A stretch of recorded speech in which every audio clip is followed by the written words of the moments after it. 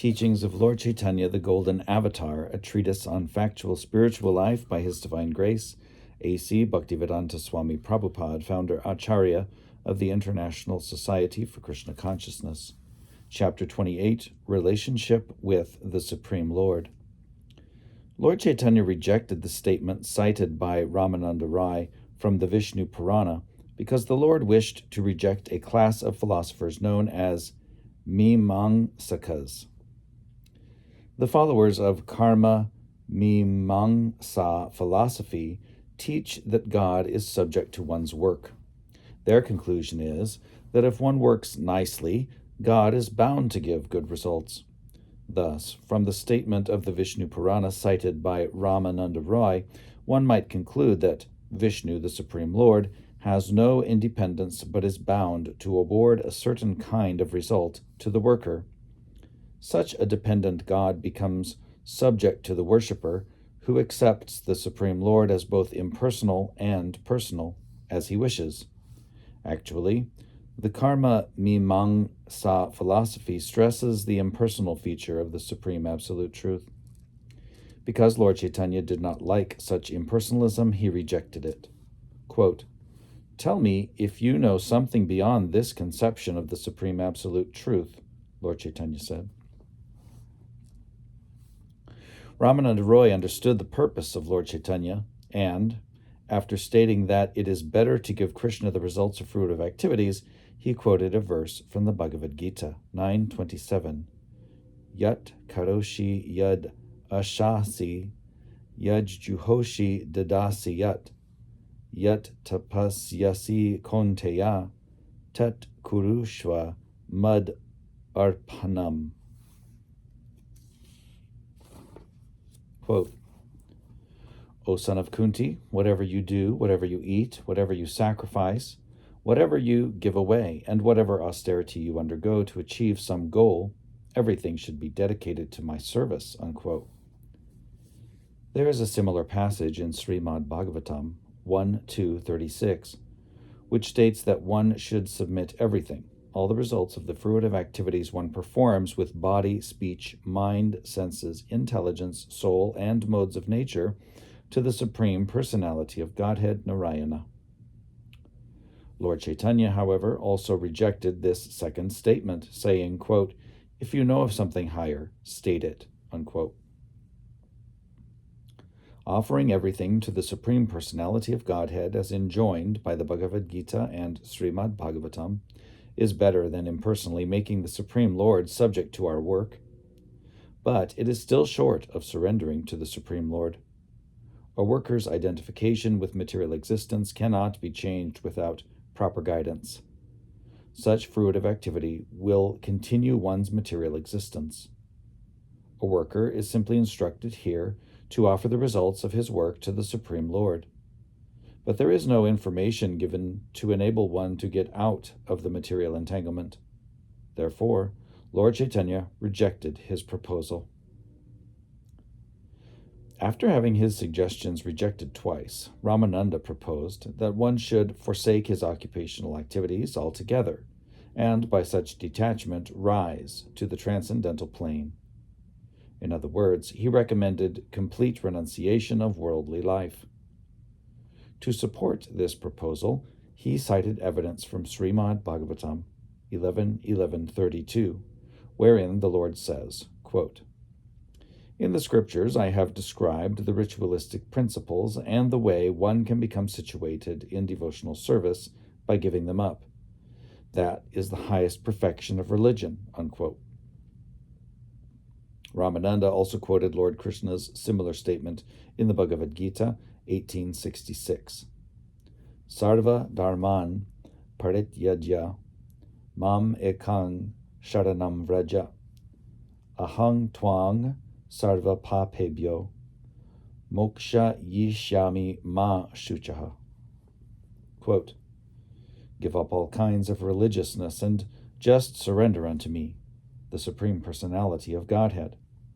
I shall protect you from all sinful reactions, and you will have nothing to be aggrieved over," unquote. Lord Caitanya also rejected this third proposal from Ramananda Rai. for he wanted to demonstrate that renunciation in itself is not sufficient.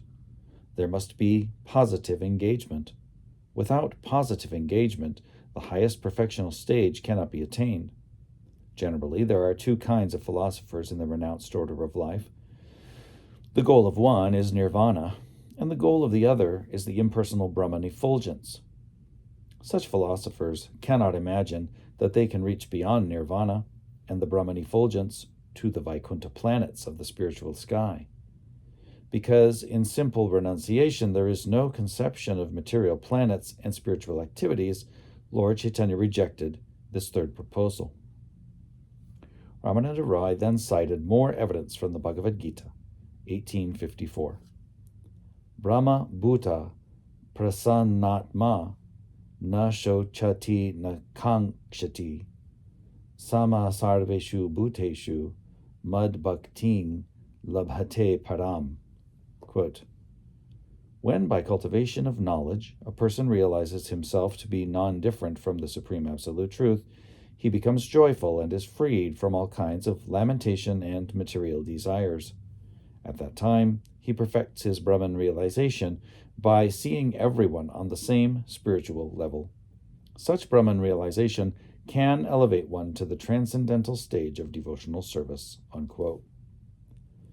Ramananda Rai first suggested devotional service with renunciation of the fruits of one's work, but here he suggests that devotional service with full knowledge and spiritual realization is superior. Lord Caitanya, however, also rejected this proposal, because simply by renouncing material results in Brahman realization, one does not realize the spiritual world and spiritual activities. Although there is no material contamination when one attains the stage of Brahman realization, in that stage one is still not perfectly pure, because there is no positive engagement in spiritual activity. Because it is still on the mental plane, it is external. The pure living entity is not liberated unless he is completely engaged in spiritual activity. As long as one is absorbed in impersonal thoughts or in thoughts of the void, one's entrance into an eternal, blissful life of knowledge is not complete.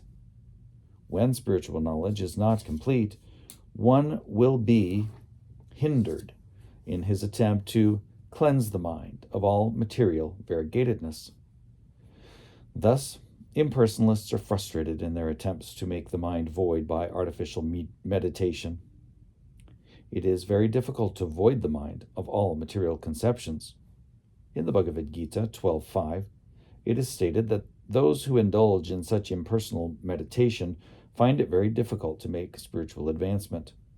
In addition, whatever state they do attain is not complete liberation. Therefore, Lord Caitanya rejected it.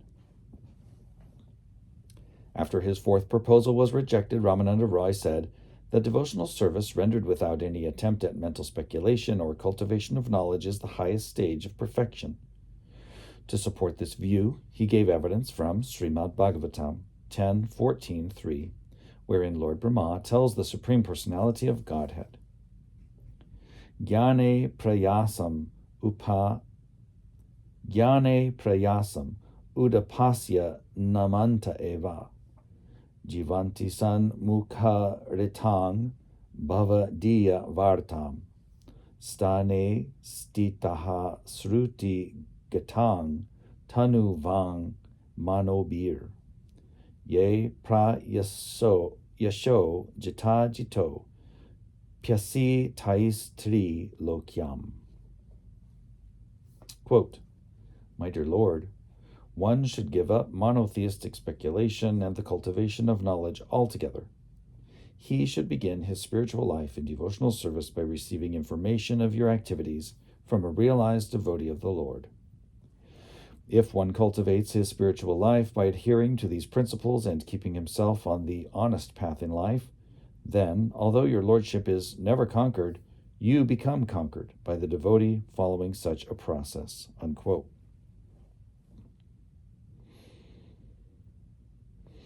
When Ramananda Roy presented this proposal, Lord Caitanya once said, quote, yes, this is right. Unquote. In other words, Lord Caitanya agreed that this process conforms to his mission. In this age, there is no possibility of acquiring spiritual knowledge by discharging one's duties in the Varnashram Dharma system, by devotional service mixed with fruitive activity, by renunciation, or by devotional service mixed with the culture of knowledge.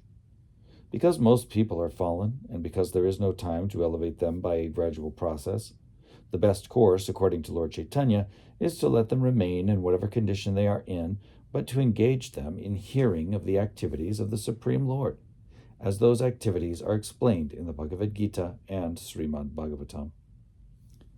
The transcendental messages of the scriptures should be heard from the lips of realized souls. In this way, a person may continue to live in whatever condition he is in and still make spiritual progress. Thus, one can surely advance and fully realize the Supreme Personality of Godhead. Although Lord Caitanya accepted these principles, he still requested Ramananda Roy to further explain advanced devotional service. Thus, Lord Caitanya gave Ramananda Roy a chance to discuss gradual advancement from the principles of Varnashram Dharma, the 4 castes and the 4 orders of spiritual life, through the offering of the results of fruitive activity, and through the speculative discussion of spiritual knowledge. Lord Caitanya rejected all these, because in the field of executing pure devotional service, there is very little use for such principles. Without self-realization, such artificial methods of devotional service cannot be accepted as pure devotional service. Self-realized, pure devotional service is completely different from all other kinds of transcendental activity. The highest stage of transcendental activity is always free from all material desires, fruitive efforts, and speculative attempts at knowledge. In the highest stage, one concentrates on the simple, favorable execution of pure devotional service. Ramananda Roy could understand the motive of Lord Caitanya, and therefore he stated that attainment of pure love of Godhead is the highest perfectional stage. In the Padyavali, there is a very nice verse which is said to be composed by Ramananda Roy himself. The meaning of the verse is, quote, "As long as there is hunger in the belly and one feels like eating and drinking, one can become happy by taking various eatables. Similarly, there may be much paraphernalia for worshiping the Lord, but only when that worship is mixed with pure love of Godhead does it become an actual source of transcendental happiness." Unquote. Another verse composed by Ramananda Roy states, quote, "Even after millions and millions of births of pious activities, one cannot achieve a sense of devotional service. But if somehow or other one desires to attain devotional service, the association of a pure devotee will make it possible. Thus, from any available source, one should try to acquire a strong desire to engage in devotional service." Unquote. In these 2 verses, Ramananda Roy has described the regulative principles and developed love of Godhead, respectively. Lord Caitanya wanted to bring him to the stage of developed love of Godhead, and he wanted him to speak from that platform. Thus, the discussion between Ramananda Roy and Lord Caitanya will now proceed on the basis of love of Godhead. If love of Godhead is elevated to personal affinity, it is called prema bhakti. In the beginning of prema bhakti, a particular relationship between the Supreme Lord and the devotee is not established. But when prema bhakti develops, a relationship with the Supreme Lord is manifested in different transcendental flavors. The first stage is servitude, wherein the Supreme Lord is accepted as the master and the devotee as his eternal servitor. When Lord Caitanya accepted this process, Ramananda Roy described the relationship between the servitor and the master. He cited a verse from Srimad Bhagavatam 9.5.16, spoken by Durvasa Muni, a great mystic yogi who considered himself very elevated and envied Maharaj Ambarish, who was known as the greatest devotee of the time. In an attempt to harass Maharaj Ambarish, Durvasa Muni had met with a great catastrophe and been defeated by the Sudarshan Chakra of the Lord. Durvasa Muni admitted his fault and said, quote, "For pure devotees who are always engaged in the transcendental loving service of the Lord, whose very name is sufficient for liberation, Nothing is considered impossible." Unquote.